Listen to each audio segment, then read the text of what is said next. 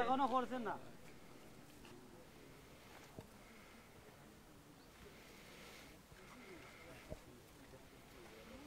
বসনিয়ার ভেলিকা ক্লাদুসা থেকে স্বাগত জানাচ্ছি বন্ধুদের। আমি আরাফাতুল ইসলাম, আমার সঙ্গে রয়েছেন আমার সহকর্মী অনুপম দেব কানুনগো। আমরা এই মুহূর্তে আসলে ভেলিকা ক্লাদুসার একটি জঙ্গলের কাছে আছি এবং সেখানে ইতিমধ্যে আমরা শতাধিক বাংলাদেশিকে দেখতে পেয়েছি। তারা এখানে আছেন, কেউ বলছেন কয়েক মাস ধরে আছেন, কেউ বলছেন কয়েক সপ্তাহ ধরে আছেন। মূলত তারা বাংলাদেশ থেকে নানাভাবে ইউরোপীয় ইউনিয়নে প্রবেশের আশায়, কেউ ইটালি, কেউ ফ্রান্স, কেউ জার্মানিতে প্রবেশের আশায় এসেছেন এবং নানাভাবে তারা তুরস্ক, গ্রিস হয়ে এই বসনিয়া অবধি এসেছেন। কিন্তু বসনিয়া আসার পরে ইউরোপীয় ইউনিয়নের যে বহিঃসীমান্ত, সেই সীমান্ত তারা অতিক্রম করে আর ভিতরে প্রবেশ করতে পারছেন না, কারণ তাদের ভাষ্য অনুযায়ী ক্রোয়েশিয়ার পুলিশ কোনোভাবেই তাদেরকে ক্রোয়েশিয়ার সীমান্ত অতিক্রম করতে দিচ্ছে না। ফলে তারা বসনিয়াতে এসে আটকে গেছেন। তাদের আশা তারা ইউরোপীয় ইউনিয়নের বিভিন্ন দেশে যাবেন এবং সেখানে গিয়ে তারা একটা উন্নত জীবন গড়বেন বা নানা জনের নানা ইস্যু আছে, সেই বিষয়গুলোই আসলে আমি জানতে চাইবো। তাদের সঙ্গে আমি এখন কথা বলবো। আপনারা কে কোথা থেকে এই ভিডিও দেখছেন জানান আমাদেরকে। পাশাপাশি আপনারা যদি এই অভিবাসী শরণার্থী তাদেরকে যা বলি আমরা, তাদেরকে যদি আপনারা কোনো প্রশ্ন করতে চান সেটাও এই ভিডিওর নিচে মন্তব্যে লিখতে পারেন। আমি চেষ্টা করবো তাদেরকে সেসব প্রশ্ন করার। কি নাম আপনার? কি নাম? মোহাম্মদ ইয়াসিন। মোহাম্মদ ইয়াসিন, আপনি বসনিয়াতে কি করছেন? বসনিয়াতে স্যার কয়েকবার ক্রোয়েশিয়া গেম মারছি, ওইখানে যেতে পারি নাই, পুলিশে ধরে আবার ডিপোর্ট করছে। এই গেম মারছেন জিনিসটা কি একটু ভালো করে বুঝান। স্যার আমরা একত্র মিলে, কয়েকজন মিলে আমরা মোবাইলের লোকেশন ধরে আমরা ক্রোয়েশিয়া পার হইয়া, স্লোভানিয়া পার হইয়া ইটালি যাওয়ার উদ্দেশ্যে আমরা যাই। যখন ক্রোয়েশিয়া আমরা ঢুকি, ঢোকার পর থেকে আমাদের ওই পুলিশে ধরে আবার মনে করেন জামা কাপড়, ব্যাগ ট্যাগ সবকিছু রাইখে দিয়ে আমাদের বসনিয়া পাঠাই দেয়। আবার আচ্ছা, বুঝলাম। বসনিয়া থেকে যখন আপনার ক্রোয়েশিয়া যেতে চাচ্ছেন তখন নানা রকম প্রতিবন্ধকতা, নানা রকম বাধার মুখে পড়ছেন, কিন্তু এই বসনিয়া অবধি আপনি কিভাবে আসছেন? বসনিয়া তো স্যার আসছি ওই থেকে আপনার ওই গ্রিস থেকে। গ্রিসে কিভাবে আসছেন? গ্রিসে আসছি তুর্কি থেকে স্যার। তুর্কিতে কিভাবে আসছেন? তুর্কিতে ওমান থেকে আসছে। আমি মূলত ওমানে আসছিলাম, ওমান থেকে তখন ওইখানে বাইপথ ধরে ধরে ওই দিক দিয়ে আস্তে আস্তে করে। ওমান থেকে কিভাবে রওনা দিলেন তুর্কির উদ্দেশ্যে? ওমান থেকে তুর্কির উদ্দেশ্যে স্যার ওই স্পিড বোর্ডে আসছি ইরানে, ওইখান থেকে তারপরে আবার কিছু রাস্তা হাঁটছি, আবার কিছু রাস্তা গাড়িতে, এভাবে আসছি। ইরান থেকে কোথায় ঢুকছেন? ইরান থেকে গ্রিসে ঢুকছি। আচ্ছা, তারপরে তুর্কিতে ঢুকছি, তুর্কি থেকে তারপরে আবার ওইখান থেকে আবার গ্রিসে ঢুকছি। তো এই যে আপনার লম্বা সফর, এটার জন্য কতদিন লাগছে এই সফরে আপনার আসতে? প্রায় স্যার 2 বছর হয়ে গেছে। মানে 2 বছর আগে আপনি ওমান থেকে রওনা দিয়েছেন, সেখান থেকে স্পিড বোটে গেছেন ইরান থেকে কিছু পথ হাঁটছেন, কিছু পথ অন্যভাবে তুরস্কে আসছেন, তুরস্ক থেকে অলরেডি 2 বছর হয়ে গেছে। আচ্ছা, ওখান থেকে আসেন। তো এই 2 বছর ধরে আপনি বসনিয়াতে আসছেন শুধুমাত্র ইউরোপীয় ইউনিয়নে ইটালিতে ঢোকার আশায়? জি স্যার। তো এই 2 বছর আপনি এখানে কিভাবে সময় কাটালেন? স্যার তো রাস্তায় কেটে গেছে সময়, যায় এখানে 4 মাস হয়ে গেছে জঙ্গলের ভিতরে। ওই গেম মারি, যখনই ক্রোয়েশিয়া ঢোকার পর ওইখান থেকে পুলিশে ধরে আবার ডিপোর্ট করে, এখানে মনে করেন সবকিছু নিয়ে যায়। তো এই গত 2 বছরে আপনার যে গেম মারা, যেটা আপনি বলেন, এই গেম মেরে বাংলাদেশিরা ঢুকতে পারছে আদৌ কেউ? স্যার হয়তো কিছু ঢুকছে, কিংবা আমরা তো অলরেডি 4 মাস ধরে গেম মারতে আছি, আমাদের তো ব্যাগে আসতে হচ্ছে আছে, ওরা ধরে আমাদের ব্যাগে পাঠাইতে আছে। দর্শক, আপনি বুঝতে পারছেন গেম মারা বলতে তিনি বোঝাচ্ছেন আসলে এই বসনিয়া সীমান্ত থেকে তিনি ক্রোয়েশিয়াতে ঢোকার চেষ্টা করছেন। তারা একসঙ্গে কয়েকজন মিলে সেটাকে তারা গেম মারা বলছেন। তো লাস্ট আপনি যে গেম মারতে গেলেন সে তখন কি হয়েছিল একটু বলেন। স্যার লাস্ট ওই তো গত 3 দিন আগে আসছি।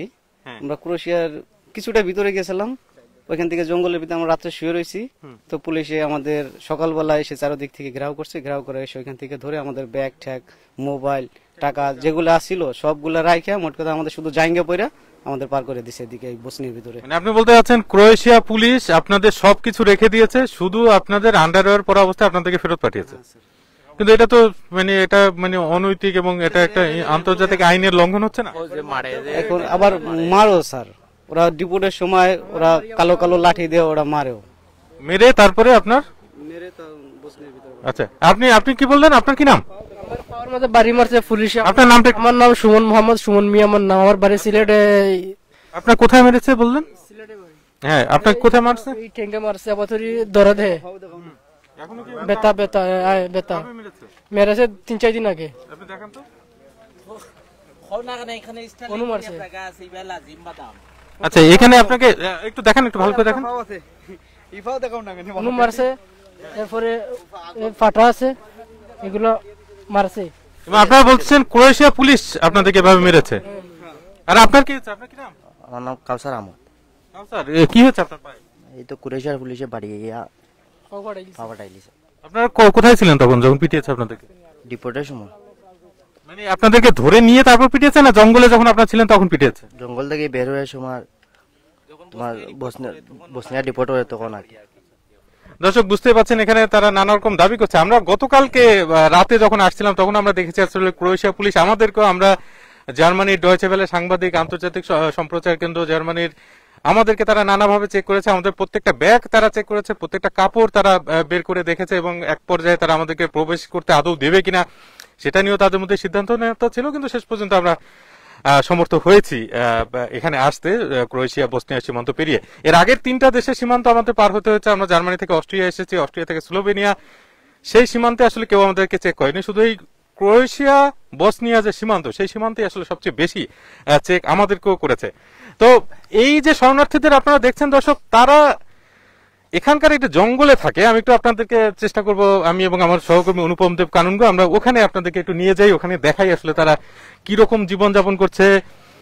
বসনিয়া বলকান একটি দেশ এবং ইউরোপীয় ইউনিয়নের খুব কাছের একটি দেশ, কিন্তু সেখানে মানে একটু আগে আমি এবং আমার সহকর্মী আলাপ করছিলাম অনুপম দেব কানুনগো যে আসলে রোহিঙ্গারা বাংলাদেশে যেই পরিস্থিতিতে আছেন তার চেয়েও মানবেতর জীবনযাপন করছে এখানকার বাংলাদেশিরা যারা এখানে শরণার্থী হিসেবে রয়েছে।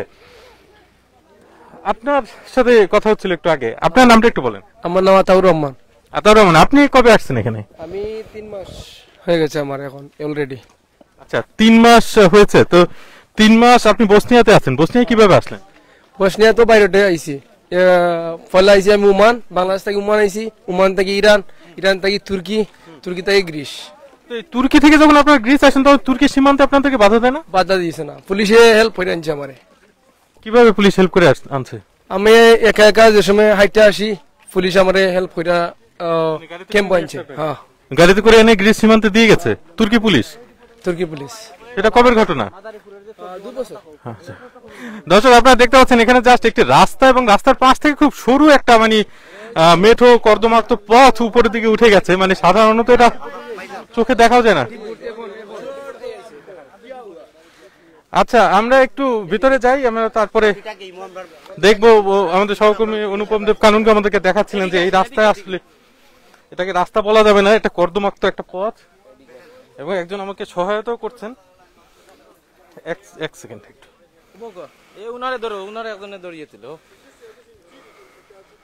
আপনার কি নাম? আমার নাম রেহান। রেহান, আপনার দেশের বাড়ি কোথায়? সিলেট গোলাপগঞ্জ। আচ্ছা, এখানে কতদিন ধরে আছেন? এখানে 3 মাসের মতো। 3 মাসের মতো আছেন। আপনিও একইভাবে গ্রিস হয়ে এসেছেন?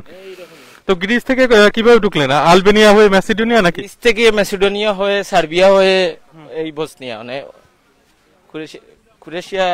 ওই যে ওই দেশগুলোতে আপনি যখন ঢোকেন গ্রিস থেকে, তখন আপনাদেরকে কোনো বাধা দেয়নি? এইরকম ক্রোয়েশিয়ার মতো এত বাধ্যকতা নেই। ক্রোয়েশিয়া যে ঢুকে গেছেন নাকি? ওইখানে একটু ইজিলি ঢুকা গেছে। আর ক্রোয়েশিয়া যেমন ধরেন এরা ধরলে টর্চারিং করে, মানসিক অত্যাচার করে বিভিন্ন। আচ্ছা দর্শক, আমরা আসলে সামনে যা দেখতে পাচ্ছি সেটা হচ্ছে কিছু এই পলিথিন দিয়ে তৈরি করা ছোট ছোট ঘরের মতো আসলে, যেটা আপনারা দেখতে পাচ্ছেন। এখানে কোন রকম আন্তর্জাতিক কোনো সাহায্য সংস্থাকে আমরা এখানে দেখতে পাচ্ছি না, নেই কোনো পুলিশ নেই।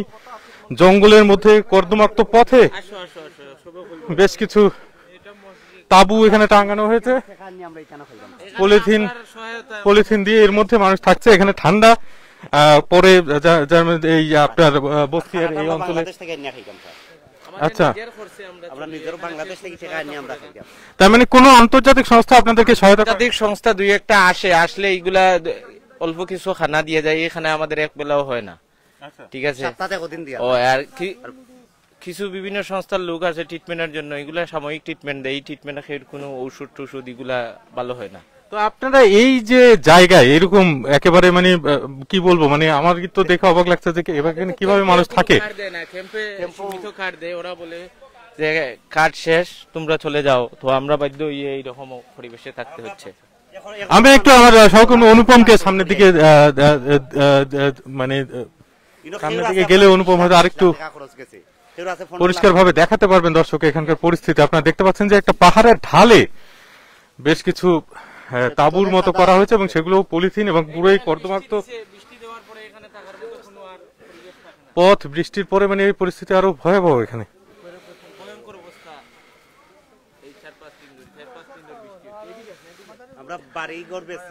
আপনার কি নাম?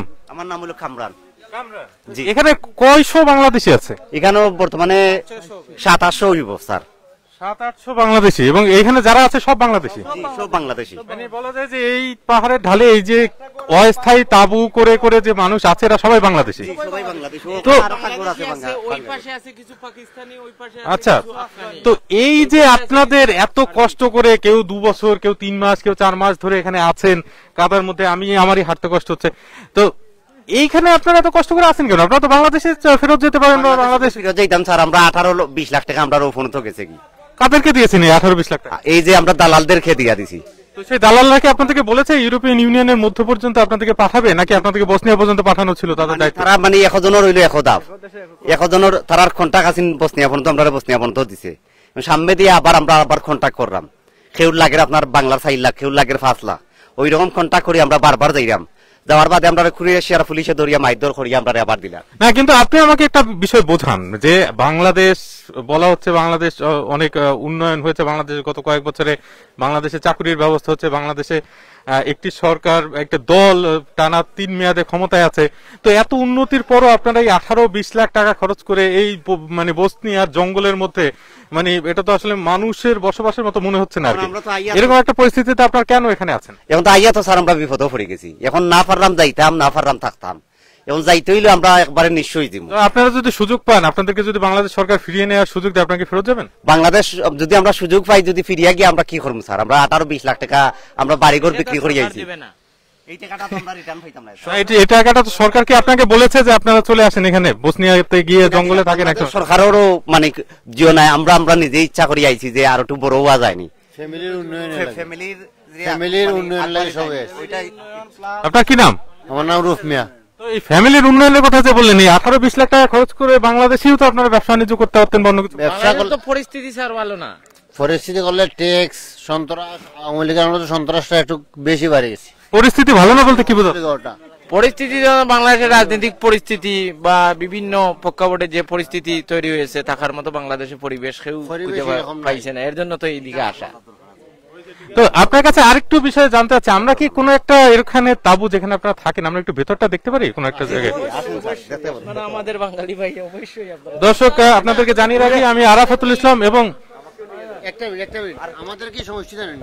জি, সুলমনিয়া গেলে জি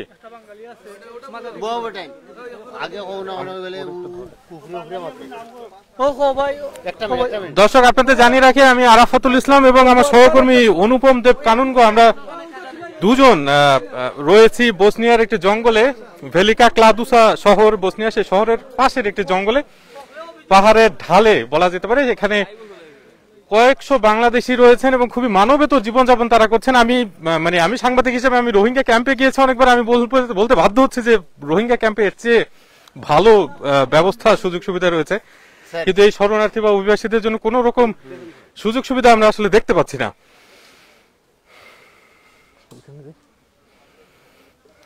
এখানে তারা এই জঙ্গলের কাঠ কেটে সংগ্রহ করে তারপরে সেগুলো দিয়ে রান্না বান্না করছে, এবং রান্না বান্নার যে চুলা সেগুলো তৈরি করা হয়েছে টায়ার দিয়ে।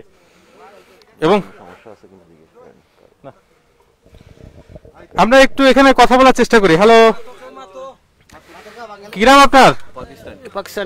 Pakistani. All of you hello. আমরা জাস্ট বাইরে থেকেই দেখিয়ে দিই, এখানে দেখতে পাচ্ছেন দর্শক যে মানে আসলে জঙ্গল থেকে কাঠ সংগ্রহ করে সেটা দিয়ে রান্না হচ্ছে, যেটা বুঝতে পারছি আমরা ভাত রান্না হচ্ছে অনেক কষ্টে, কিন্তু যিনি রান্না করছেন তিনি আমাদের সঙ্গে কথা বলতে পারছেন না, আমরা তার গোপনীয়তা বজায় রাখতে চাই। আমরা সুলমনিয়া গেলে একটা লোক আছে, কেউ এস্টে দিত চায়, এই লোকটা এস্টেটা দিত বাংলাদেশি এমবাসেডর। আচ্ছা, আমরা একটু ভেতরকার পরিস্থিতি দেখাতে যাচ্ছি, আপনারা কি কেউ মানে স্বপ্রণোদিত হয়ে একটু দেখাবেন আমাদেরকে কোন একটা তাঁবুর ভেতরের বসবাস করতে যাচ্ছেন, যার কোনো আপত্তি নেই দেখানোর ব্যাপারে? এখানে এই বাড়িটার ভিতরে, এই বাড়ি বলছি আমি, এটা আসলে একটা তাঁবু, পলিথিন দিয়ে তৈরি, প্লাস্টিকের। আমরা একটু ভেতরে যাই। দর্শক দেখতে পাচ্ছেন কয়জন থাকেন এই জায়গাটাতে? এখানে তো 10-11 জন থাকে। 11 জন, মানে এটা অবিশ্বাস্য আসলে যে এই যে জায়গাটা দর্শক আপনারা দেখতে পাচ্ছেন সেখানে 11 জন বাংলাদেশি এখানে থাকেন একসঙ্গে, এবং এখানে কোনো উপায় নেই। আমি একটু ভেতরে গিয়ে দেখাতে চাই আপনাদেরকে যে এখানে আসলে মানে দাঁড়ানো তো সম্ভবই না, আপনি ঠিক মতো বসতেও পারবেন না এখানে, এবং কোনো রকম কিছু নাই। এবং আমি যেটা অনুভব করছি এখানে প্রচন্ড ঠান্ডা। অনুপম আমার সহকর্মী, তিনি ভিডিও করছেন, মানে আমি হাত দিয়ে বুঝতে পারছি এখানে প্রচন্ড ঠান্ডা। আসলে এখানে কিভাবে বসবাস করা সম্ভব? কাদা পানি, তার মধ্যে শুধু একটা মানে পলিথিনের আস্তরণ, এখানে আর কিছুই না, কোনো কিছু নেই। এখানে বিদ্যুৎ নেই, মানে কোন রকম তো ব্যবস্থাও নেই বোধহয় আলো জ্বালানো রাতের বেলা। আমরা মাসে 2 মাসে 3 মাসে আমরা বাংলাদেশে একবার ফোনে মাসে 2 মাসে একবার তো বাংলাদেশে 2 মাসে 3 মাসে একবার ফোনে মাসে। আচ্ছা, একটু আপনি আমাকে বলেন যে বাংলাদেশের সাথে তাহলে যোগাযোগ আপনার সিম কার্ড কিভাবে কিনেন? সিম কার্ড ও দোকান থেকে আমরা সিম কার্ড নিতাম পারি না, যে স্যারে কই বলে আমি একটু কথা কইতাম বাংলাদেশও, হে মানে ফোন মানে লাগিয়া দে। ও আচ্ছা আচ্ছা, মানে এরকম যে ওখানে বসনিয়ার লোকজনকে একটা কল দিলাম, তখন তারা ফোনটা দেয়। অনেক মানুষ আছে 3 মাসও ফোনে কথা কইতে পারতে না দেশে। আচ্ছা, জি জি, আপনার নাম বলুন। এর মধ্যে আরেকটা কথা স্যার, ক্রোয়েশিয়াতে আমরা প্রতিবার যাই, আমরা স্লোভেনিয়া থেকে গিয়ে বসনিয়া থেকে ক্রোয়েশিয়া যাই, প্রতিবার আমরা যাই, আমরা বাংলার 40,000 টাকা লাগি যায়। তখন আমরা কাপড় চোপড় যা আছে ব্যাগ ট্যাগ সব রাখিয়া তারা একটা জাস্ট খালি এটা শর্ট প্যান্ট ফিন্দাইয়া আমরা ছাড়িয়া দেয়। আমরাও কিন্তু এই বসনিয়ার এই যে ক্রোয়েশিয়া পুলিশ আপনাদের সঙ্গে এরকম অমানবিক আচরণ করছে, যেটা আপনাদের কাছ থেকে আমরা বুঝতে পারছি, যদি আপনাদের বক্তব্য সত্য হয়ে থাকে, এটা জি না স্যার, বক্তব্য সত্য। আপনারা অমানবিক আচরণ, এবং এটা আসলে কোনো আন্তর্জাতিক আইনের এটাকে অনুমোদন করে না। তো এর প্রতিবাদে আপনারা কখনো কিছু করেছেন, মানে বা এর প্রতিবাদে কোনো এনজিও আন্তর্জাতিক সংস্থা কি আপনাদের হয়ে আইনি লড়াই করেছে ক্রোয়েশিয়ার সঙ্গে, যে তারা কেন এরকম করছে না? আমরা আওয়ার বাদে সাংবাদিক আছে, এই দেশে সাংবাদিক আছে, তারা দেখাই হয়তো তারা মানে এই জিনিসটা তুলিয়া ধরে না, হয়তো তার স্বার্থ লাগে তারা নিজে তুলিয়া ধরে না। বুঝছো, নিউজ সবর একটা মানে স্বার্থের উপরে তারা রাখা। বসনিয়ার মানুষের আচরণ আপনাদের প্রতি কিরকম? বসনিয়ার মানুষের আচরণ অনেক ভালো ছিল। আপনাদের যদি খাবারের সংকট হয় বা এরকম কি হয় যে বসনিয়ার সাধারণ মানুষ এসে আপনাদেরকে খাবার দিয়ে যাচ্ছে এখানে বা পানি দিয়ে যাচ্ছে? সাধারণ মানুষ দেয় নাই, তাও সপ্তাহে কতবার মানে আমরা খানি দে, মানে এক প্যাকেট একটা কিসমিস দে, এটা ছোট একটা লুডুস দে, এটা পানি দে, মানে প্রতি সপ্তাহে একবার দে। তো এইগুলা তো হয় না স্যার। কিন্তু কোনো মানে কোনো এনজিও নিয়মিত এখানে আসছে এরকম ঘটছে না? ক্যাম্পও কোনো সুযোগ দেওয়া হয় না। আচ্ছা, আরেকজন এখানকার আরেকজন বাসিন্দা, তিনি আসলে কথা বলতে চাচ্ছিলেন। আপনার নাম, বাড়ি কোথায়? আমার বাড়ির সুনামগঞ্জ, সিলেট। তো আপনি কবে আসলেন এখানে? আমি তো এখানে আসছি প্রায় 2 মাস যাবত। ঠিক আছে, গেম মারতেছি, কিন্তু ক্রোয়েশিয়া ক্রস করতেছি। ক্রোয়েশিয়া যাওয়ার পরে, ক্রোয়েশিয়া বর্ডার ক্রস করার পরে পুলিশে ধরে, আবার রিপোর্ট করে, মারধর করে, ব্যাগ রাখিয়া দেয়। প্রত্যেক গেমের সাথে 10-15 হাজার টাকা খরচা হয়। ঠিক আছে, তো এই 10-15 হাজার টাকা যে খরচ, এই টাকাটা আপনারা কোথা থেকে পান? এই টাকাটা তো বাংলাদেশ থেকে মা বাবার কাছ থেকে আনতে হয়। ঠিক আছে, ও বাংলাদেশ থেকে জায়গা বিক্রি করতেছে, মা বাবা ঋণ করতেছে, কইরা দিতেছে যে ছেলের আশা পূরণ করার জন্য। ঠিক আছে, কিন্তু আমরা অনেক মানুষ স্লোভানিয়া যাই, কিন্তু স্লোভানিয়া বাংলাদেশের একজন তর্জমান দেওয়া হয়েছে। ঠিক আছে, কিন্তু ওই ট্রান্সলেটার যারা বলে যে বাংলা ভাষা ট্রান্সলেট করার জন্য। ঠিক আছে, ওই মানুষটা কি করে, যখন মানুষ যায়, যাওয়ার পরে ও কি করে সিলেটি মানুষ হইলে রিপোর্ট কইরা দেয়, আর যদি স্টে দেয় না। ঠিক আছে, আগে অনেক মানুষ স্টে দিত, কিন্তু তো এখানে কি কোনো মানে নারী শরণার্থী কেউ আছে না? সবাই পুরুষ এখানে, যারা পুরুষ, কিন্তু যাইতেছে ওই লোকটা মাদারীপুরের। ঠিক আছে, ওরে দেওয়া হয়েছে বাংলাদেশের জনগণ যারা যাইবো এরা লাগি দেওয়া হয়েছে।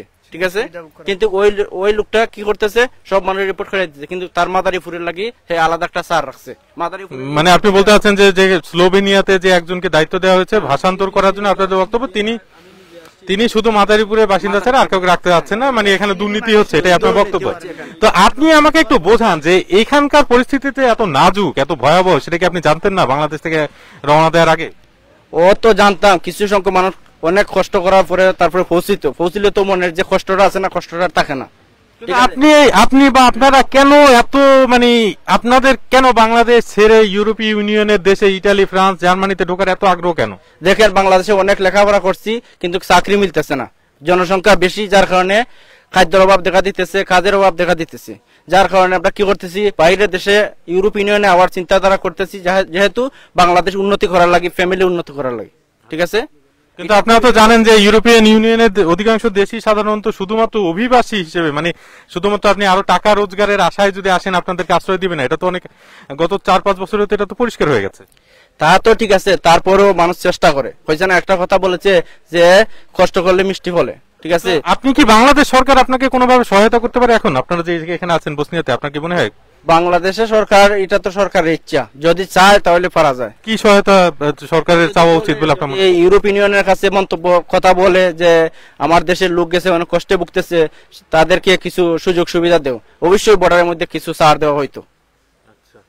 দর্শক, আমরা আছি বসনিয়ার ভেলিকা ক্লাদুসা শহরের কাছের একটি জঙ্গলে। এখানে পাহাড়ের পাদদেশে অনেক বাংলাদেশি শরণার্থী রয়েছেন। আমরা আরেকটু সামনের দিকে যাওয়ার চেষ্টা করতে পারি। আসলে এত কর্দমাক্ত এবং আমাদেরকে উপরের দিকে উঠতে হচ্ছে, ফলে আমার সহকর্মী অনুপম দেব কানুনগো, তার জন্য বিষয়টি কঠিন।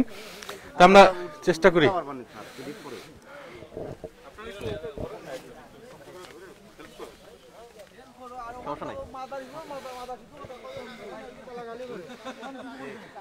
আমরা এখানে দেখতে পাচ্ছি যে মানে কোথাও কোথাও রান্না করারও আয়োজন রয়েছে। সামনে আরেকটা দেখতে পাচ্ছি কয়েকজন মানুষ রান্না করছেন, পাশাপাশি শীতটা কাটানোর জন্য একটু।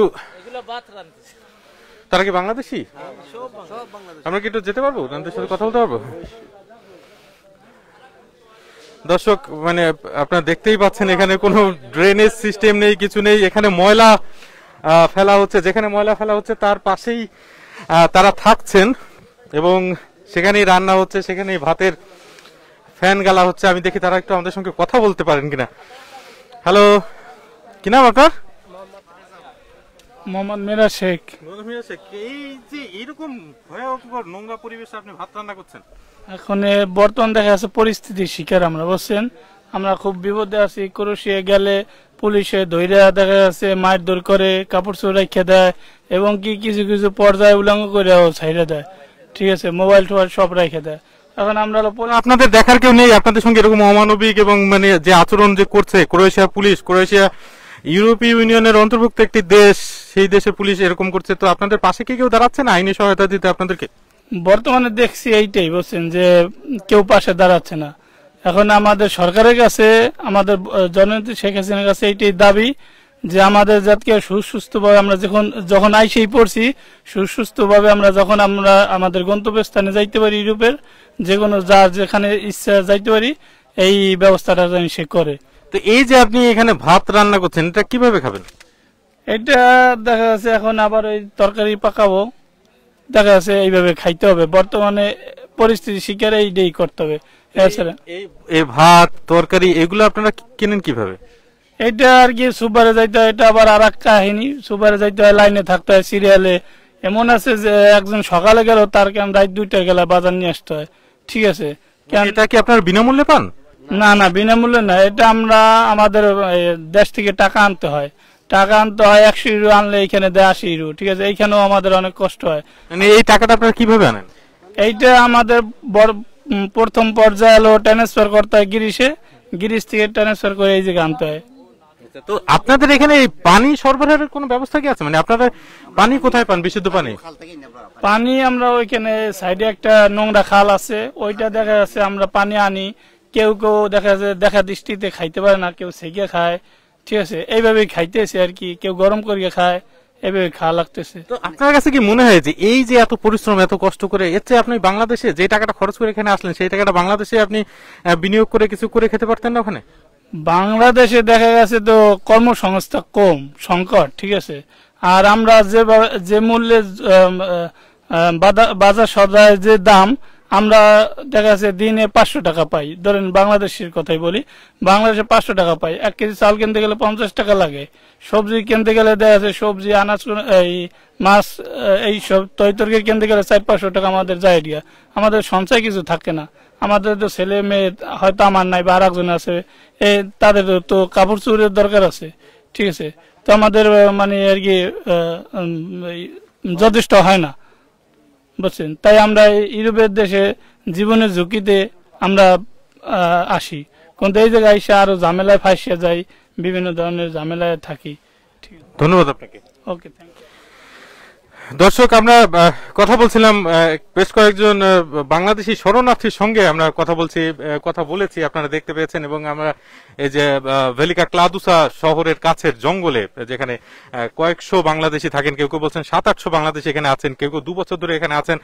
তাদের একটাই আশা, তারা কোনো একভাবে ইউরোপীয় ইউনিয়নের কোনো একটি দেশে, ইটালি, ফ্রান্স, জার্মানির মতো কোনো একটি দেশে তারা একসময় পৌঁছাবেন, এই আশায় তারা আছেন। তবে এখানকার পরিস্থিতি, তারা অত্যন্ত মানবেতর জীবনযাপন করছেন, এটা আমাকে বলতেই হবে। যে ইউরোপীয় ইউনিয়নের বহিঃসীমান্তের এত কাছে, কেউ তাদের খেয়াল রাখছে না, কেউ তাদেরকে আইনি সহায়তা দিচ্ছে না, তাদেরকে মানে পুলিশি বর্বরতা যেটাকে বলে, যে তারা যখন সীমান্ত অতিক্রমের চেষ্টা করছে সেটা অবৈধভাবে অবশ্যই, কিন্তু তারপরও তাদেরকে যেভাবে নির্যাতনের অভিযোগ আমরা শুনতে পাচ্ছি সেটা অবিশ্বাস্য। মানে আমি বলতে চাই যে এর চেয়ে বাংলাদেশে যে 1 মিলিয়ন বা 10 লাখের বেশি রোহিঙ্গা শরণার্থী রয়েছেন, তারা অনেক ভালো অবস্থানে আছেন। এদের সঙ্গে যদি তুলনা করা হয়, আমার সহকর্মী অনুপম দেব কানুনগো তিনি হয়তো আরেকবার আপনাদেরকে দেখাতে পারবেন। আর এই বিষয়ে আমরা আরো ভিডিও প্রতিবেদন করব। আমাদের ওয়েবসাইটে সেসব তথ্য আপনারা পাবেন। নজর রাখুন dw.com/bengali ঠিকানা, এবং আমাদের ফেসবুক, টুইটার, ইউটিউবেও নানা বিষয়ে এই শরণার্থী ইস্যুতে কেন তারা এরকম আছে, তাদেরকে কেন কোনো সহায়তা করা হয় না, সেসব বিষয়ে আমরা অবশ্যই আগামী কয়েকদিন আপনাদেরকে অনেক তথ্য জানাবো। আপাতত বিদায় নিচ্ছি, শীঘ্রই কথা হবে আবারও।